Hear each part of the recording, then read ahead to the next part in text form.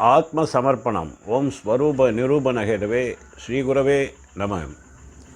ஒரு பெண்ணினுடைய சனனகால ஜாதகத்தை வைத்து அவருக்கு அமையக்கூடிய கணவன் எப்படிப்பட்ட அழகுள்ளவனாக இருப்பானா, அல்ல நல்ல குணமுள்ளவனாக இருப்பானா, அல்லது நல்ல பணமுள்ளவனாக இருப்பானா, செல்வமுள்ளவனாக இருப்பானாக, அல்லது கோடீஸ்வர அமைப்புள்ளவனாக இருப்பானா, அப்படிங்கிறத நம்ம எதை வைத்து ஆராய்ந்து செய்வது அப்படிங்கிறத நம்ம எப்படி தெரிகிறது அப்படின்னு பார்த்தீங்கன்னா, அதற்கான பாடலை முதலில் கேளுங்கள். அதுக்கடுத்து நான் அதற்கான விளக்கத்தை தருகிறேன்.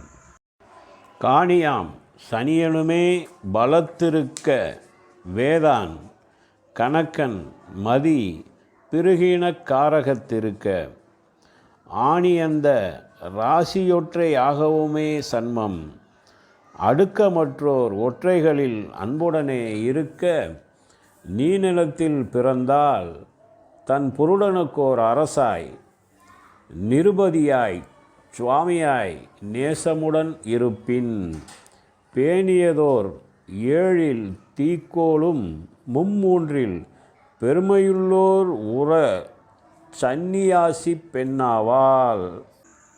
நீங்கள் கேட்ட பாடலுக்கான விளக்கம் என்ன அப்படின்னு சொல்லி பார்த்தீங்கன்னா, அதாவது 7ஆம் பாவம் என்று சொல்லக்கூடியது களத்திரஸ்தானம். அது ஆணுக்காக இருந்தாலும் பெண்ணுக்காக இருந்தாலும், அதாவது களத்திரஸ்தானம் என்பது ஒரு பெண்ணினுடைய சனனகால சாதகத்திலே 7ஆம் இடம் என்று சொல்லக்கூடிய 7ஆம் பாவம்.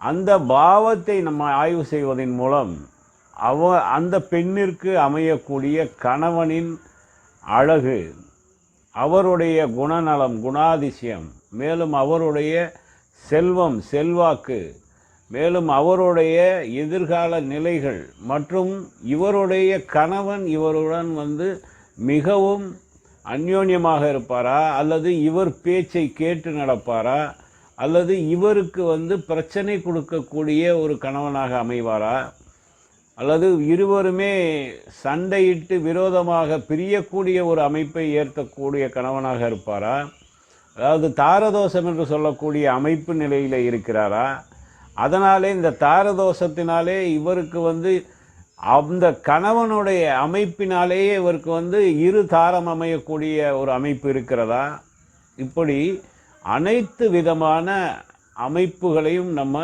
அந்த 7ஆம் பாவம் என்று சொல்லக்கூடிய களத்திர பாவத்தில் உள்ள கிரகம் மற்றும் அந்த பாவாதிபதி, அந்த பாவாதி நின்ற ஸ்தானம், அந்த பாவாதி பெற்ற சாரம், நின்ற நட்சத்திரம், நட்சத்திரநாதன், இவைகளை எல்லாம் நாம் ஆய்வு செய்து பார்க்கும் பொழுது அந்த பெண்ணுக்கு அமையக்கூடிய கணவன் எப்படிப்பட்டவர், அழகானவரா குணமுள்ளவரா, இவை எல்லாத்தையுமே நம்ம ஆய்வு செய்து பொருத்தம் பார்க்கலாம். இதற்கு முன்பு அந்த பதிவு, அடுத்தடுத்து வரக்கூடிய பதிவுகளை நீங்கள் பார்க்கணுன்னு விரும்புனீங்கன்னா சப்ஸ்கிரைப் பண்ணுங்கள், லைக் பண்ணுங்கள். நன்றி. ஓம் சிவாய நம.